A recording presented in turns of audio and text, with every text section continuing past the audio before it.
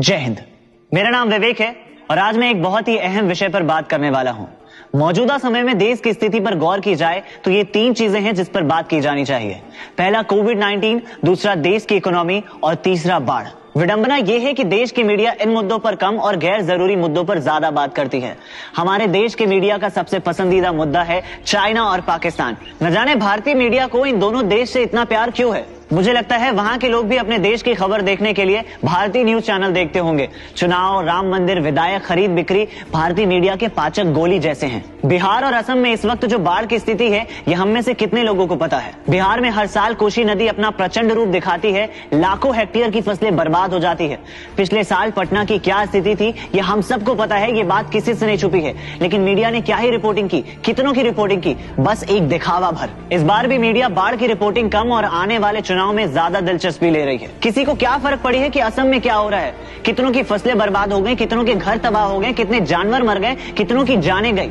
इससे टीआरपी थोड़ी आएगी। टीआरपी तो तब आएगी जब वो ये दिखाएंगे कि पप्पू बैंकॉक क्यों जाता है। टीआरपी तो तब आएगी जब वो न्यूज छोड़ के ये दिखाएंगे कि सास बहू सीरियल में किसकी किससे लड़ाई हुई। और इतना ही नहीं, टीआरपी तो तब आएगी जब वो ये दिखाएंगे कि अमिताभ बच्चन लैट्रिन गए कि नहीं गए। कभी कभी अमिताभ बच्चन भी ये सोचता होगा कि अपनिच भगवान है। खैर, हम असम बाढ़ की बात कर रहे थे। यूं तो हम बहुत ढोल पीटते हैं उन 7 बहनों के नाम पर। 7 बहनें यानी कि नॉर्थ ईस्ट इंडिया के 7 स्टेट, उनकी संपत्ति के नाम पर, उनकी संस्कृति के नाम पर। लेकिन आज जब उन बहनों के घर में मुसीबत आई तो हमने अपना मुंह फेर लिया। वाह रे जिम्मेदारी। असम का वन, असम के तेल, असम के सारे संसाधन भारत के लिए, लेकिन असम का बाढ़ सिर्फ असम के लिए। ऐसा क्यों? वो भारत के लिए क्यों नहीं? विभिन्न तरह की परीक्षाओं में ये सवाल सैकड़ों बार पूछा जा चुका है कि काजीरंगा नेशनल पार्क किस लिए प्रसिद्ध है।